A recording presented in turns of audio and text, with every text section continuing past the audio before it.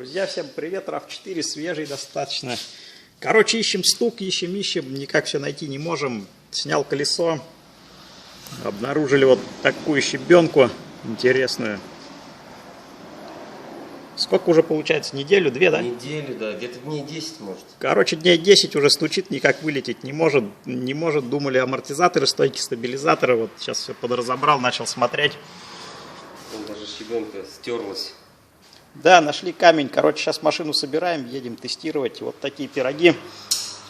Так что, друзья, не спешите огульно все начинать менять. Там стойки стабилизаторов, втулки. А то, блин, дело окажется в какой-нибудь херне, как бы. И это такая вот залупа.